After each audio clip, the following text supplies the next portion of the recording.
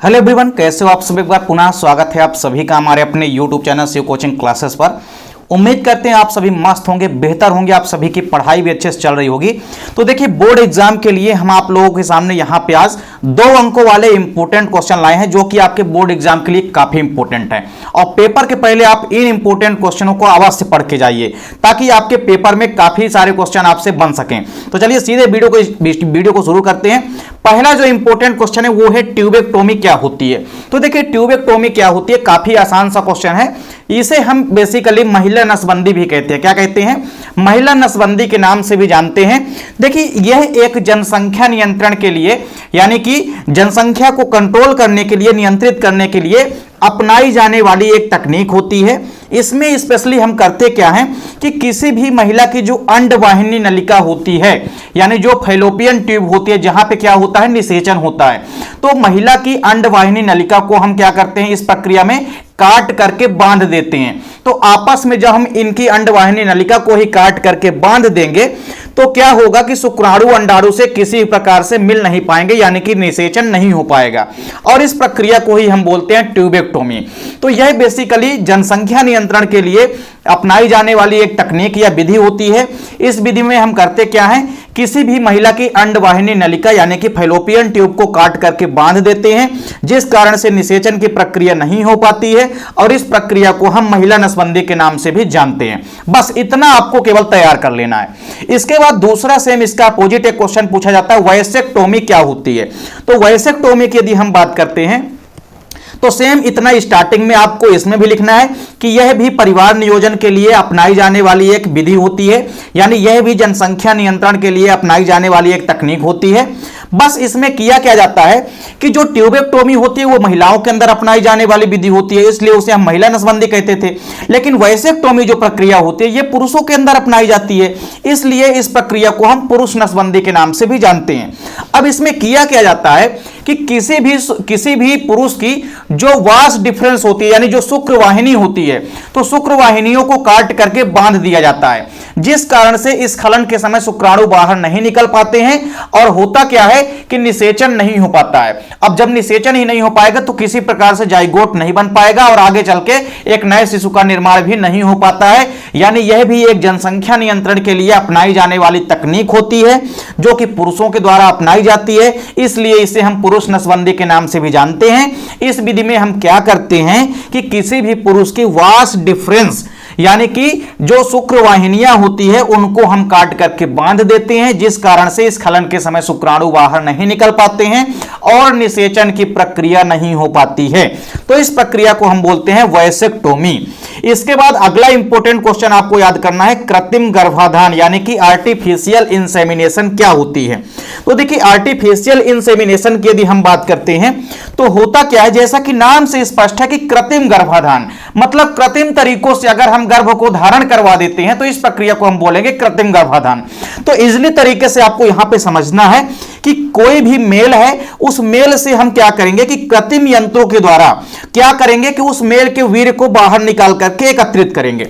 और बाहर एकत्रित करने के पश्चात उस वीर्य को हम क्या करेंगे, किसी भी फीमेल के अंदर उसके जननांगों में, यानी उसकी जननेंद्री में सही जगह पर और उचित समय मतलब सही टाइम पे और सही जगह में हम क्या करवा देंगे, उस वीर्य को प्रवेश करा देंगे। इस प्रक्रिया को ही हम बोलते हैं कृत्रिम गर्भाधान। मतलब कृत्रिम तरीके से किसी भी मेल या किसी भी नर से हम क्या करेंगे, कृत्रिम यंत्रों की सहायता से वीर्य को बाहर एकत्रित करेंगे, सीमेन को बाहर एकत्रित करेंगे और उसको स्वच्छता पूर्वक हम किसी फीमेल की जननेंद्री में क्या करेंगे, एक उचित समय पे यानी सही समय में और सही जगह में हम क्या करा देंगे, प्रविष्ट करा देंगे, जिसे ही हम बोलेंगे कृत्रिम गर्भाधान। और इस चीज में, इस विधि में आपको यह भी चीज ध्यान में रखनी है कि इस विधि में किसी भी प्रकार से मेल और फीमेल के आपस में समागम की आवश्यकता नहीं होती है। मतलब मेल और फीमेल के आपस में मिलने की कोई भी आवश्यकता इस विधि में नहीं होती है। क्यों? क्योंकि हमने कृत्रिम रूप से ही वीर्य को बाहर निकाल लिया है और उसे हमने मादा की जननेंद्रिय में प्रवेश करा दिया है। तो यह प्रक्रिया हम कई सारे जीवों के अंदर अपना सकते हैं, जैसे गाय हो गई, भैंस हो गई, कई प्रकार के अलग अलग स्तनधारियों के अंदर हम इस विधि को अपना सकते हैं और एक अच्छी किस्म के जीवों को डेवलप कर सकते हैं, विकसित कर सकते हैं। तो कृत्रिम गर्भाधान क्या होता है ये आपको समझ में आ गया होगा। अब इसके बाद हम देखते हैं कृत्रिम गर्भाधान का क्या क्या महत्व होता है, यानी क्या क्या इसके इंपॉर्टेंस हैं। तो देखिए, पहला जो इंपॉर्टेंस है कृत्रिम गर्भाधान का वो तो ये होता है कि इस विधि के द्वारा हम उत्तम नस्ल के चयनित नर के वीर्य से एक ही समय में कई सारी मादाओं को गर्भित करा करके असली नस्ल की पीढ़ी को तैयार कर सकते हैं। मतलब पहला इंपॉर्टेंट ये कह सकते हैं आप कि इस विधि के द्वारा हम एक ही समय में कई सारी मादाओं को गर्भित करा सकते हैं और इसके अलावा हम एक अच्छे किस्म के यानी अच्छी नस्ल वाले जीवों को विकसित कर सकते हैं। मतलब एक अच्छी किस्म के, उत्तम किस्म के चयनित नर से हम कई प्रकार के नए प्रकार के अच्छे किस्म वाले जीवों को हम क्या कर सकते हैं, विकसित कर सकते हैं, डेवलप कर सकते हैं। इसके अलावा दूसरा इंपॉर्टेंस इसका यह है कि कृत्रिम गर्भाधान में किसी भी प्रकार से कोई भी लैंगिक बीमारियों का खतरा नहीं होता है। देखिए, इस विधि में आपस में मेल और फीमेल किसी भी प्रकार से तो मिलते नहीं हैं, जिस कारण से इनके मध्य किसी भी प्रकार से लैंगिक बीमारियों के होने का खतरा बिल्कुल भी नहीं रहता है। तो दूसरा इंपॉर्टेंस आपको यह याद रखना है कि कृत्रिम गर्भाधान की अगर विधि को अपनाते हैं तो लैंगिक बीमारियों का खतरा बिल्कुल भी नहीं रहता है। इसके अलावा आप देखेंगे अगला क्वेश्चन है अंतःगर्भाशयी युक्तियां या आईयूडी। आईयूडी का पहले तो आपको पूरा नाम पता होना चाहिए। इसका पूरा नाम होता है इंट्रा यूटेराइन डिवाइस। यूटेराइन का मतलब शब्द है कि यूट्रस से बना है, तो यूट्रस का मतलब होता है गर्भाशय, यानी गर्भाशय के अंदर अपनाई जाने वाली जो युक्तियां होती है उसे ही हम बोलते हैं अंतःगर्भाशयी युक्तियां। तो सबसे पहले यदि हम बात करते हैं आईयूडी के, तो आईयूडी क्या होता है? आईयूडी इंट्रा यूटेराइन डिवाइस, और इसके अंतर्गत स्पेशली आप देखेंगे कि यह एक बेसिकली प्लास्टिक, कॉपर या स्टेनलेस स्टील की बनी कोई भी वस्तु होती है जिसको कि हम क्या कर देते हैं, गर्भाशय के अंदर स्थापित कर देते हैं। अंतःगर्भाशयी युक्तियां नाम ही है इसका, मतलब कुछ युक्तियां होती है।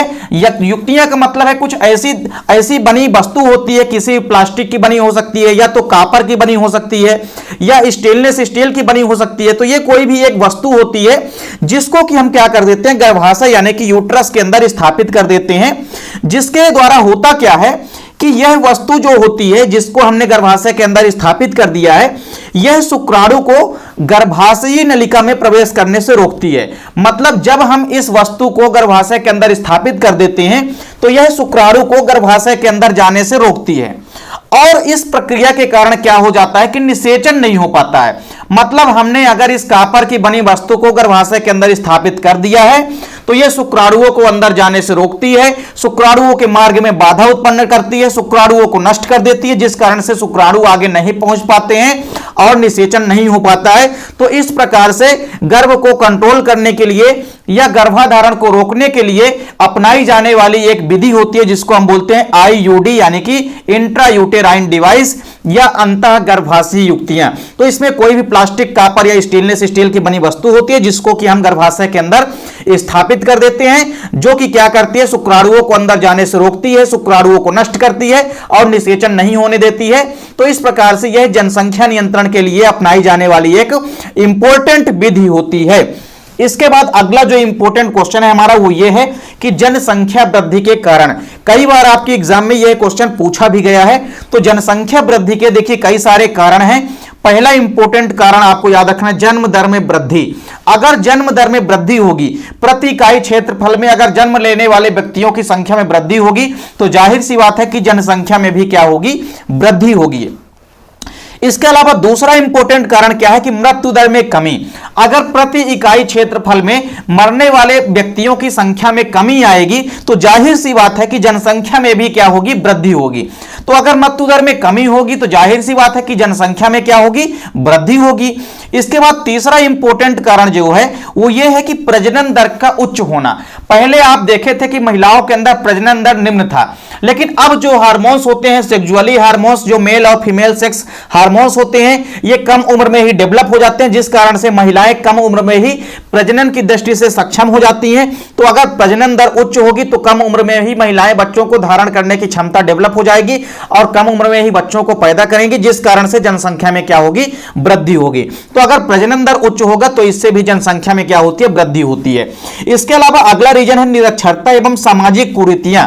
समाज में कई सारी धार्मिक कुरीतियां होती है, अंधविश्वास होता है, जिसके माध्यम से कोई भी लेडीज या कोई भी आपस में जो कपल होते हैं उनकी सोच ये रहती है कि ज्यादा से ज्यादा बच्चों को जन्म दें, जो कि उनको लगता है, कई सारे उनके मन में भ्रांतियां उत्पन्न होती है, उनको लगता है कि ज्यादा से ज्यादा बच्चे पैदा करेंगे तो बच्चे ईश्वर की देन होते हैं, जिस कारण से इस भ्रम में आकर के वो कई सारे बच्चों को जन्म देते हैं। तो यह भी एक प्रमुख कारण है जनसंख्या में वृद्धि का। अगला इंपॉर्टेंट कारण है कि कम उम्र में विवाह। अगर कम उम्र में ही विवाह कर दिया जाएगा तो कम उम्र में ही जनन की दृष्टि से महिलाएं परिपक्व हो जाएगी और कम उम्र में ही बच्चों को देने लगेंगी, जिस प्रकार से यह भी एक प्रमुख कारण है जनसंख्या वृद्धि का। तो जनसंख्या वृद्धि के जितने भी इंपॉर्टेंट कारण है ये आपको तैयार करना है। तो इस प्रकार से जितने भी इंपॉर्टेंट क्वेश्चन हमने यहां पे आज के इस वीडियो में 2 अंकों वाले कराए हैं, उम्मीद करता हूं कि आपको सारे के सारे क्वेश्चन समझ में आ गए होंगे। मिलते हैं नेक्स्ट वीडियो में, तब तक के लिए जय हिंद, वंदे मातरम।